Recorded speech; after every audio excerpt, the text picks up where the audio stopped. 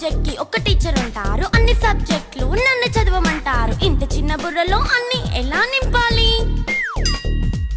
Class work, home work, fair notes అంటారు. Subject కి 3 books పెట్టి బ్యాగ్ నింపుతారు. ఇన్ఫాక్ట్ నా బరువు కన్నా నా బ్యాగ్ బరువే ఎక్కువ.